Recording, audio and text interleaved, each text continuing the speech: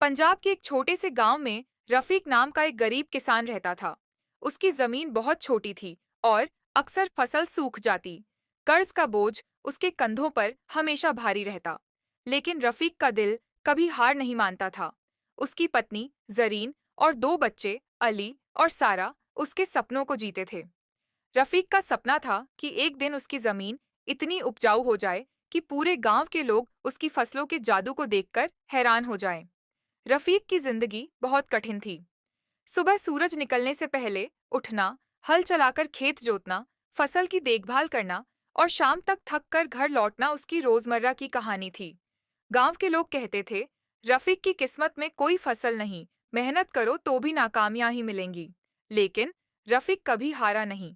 वह हमेशा सोचता, ईमान और मेहनत से हर मुश्किल को जीता जा सकता है। एक दिन रफीक खेत में हल चला रहा था। मिट्टी की हर गठरी में उसके पसीने की बूंदें गिर रही थीं। तभी उसकी नजर जमीन में कुछ चमकते हुए धब्बे पर पड़ी। उसने जमीन खोदी और एक पुराना धुंधला पत्थर निकाला। पत्थर पर अजीब सा नक्काशी वाला पैटर्न था जो हल्की रोशनी छोड़ रहा था। जैसे ही रफीक ने पत्थर को हाथ में लिया, हवा में एक धीमी गूंजती आवाज आई, रफीक, अगर तुम अपने दिल में ईमान और मेहनत रखो तो मैं तुम्हारी जमीन को हर मुसीबत से बचाऊंगा।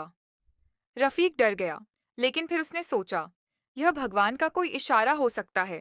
इसे अपने खेत में लगाता हूँ और देखता हूँ। उसने पत्थर को खेत के बीच में दफन किया और रोज उसे पानी देते हुए मेहनत करता दिन बीतते गए और धीरे धीरे फसल में बदलाव आने लगे। गेहूं और गेहूं जैसी फसलें हरी भरी हो गईं। पौधे पहले से ज्यादा मजबूत हो गए। जब गांव वाले उसकी फसल देखने आए तो सब दंग रह गए। रफीक, ये कैसे हुआ?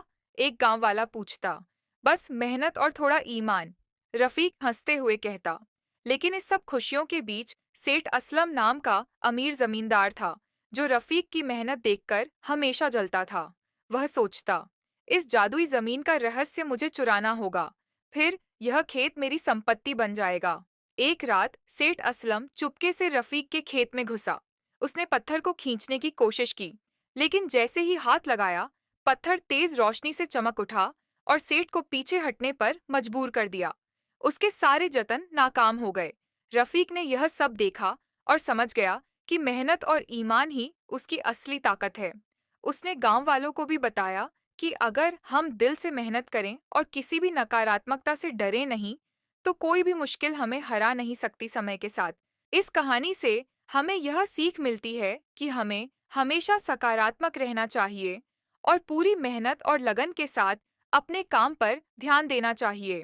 और जाने से पहले हमारे चैनल को लाइक करें, सब्सक्राइब करें और इसे अपने प्रियजनों के साथ शेयर भी करें। अगर तुम चाहो तो मैं इसे और भी पॉलिश्ड, कम यूट्यूब चिल्ला टोन में या ज्यादा फॉर्मल बनाकर भी दे सकता हूँ। बताओ, क्या वाइब चाहिए?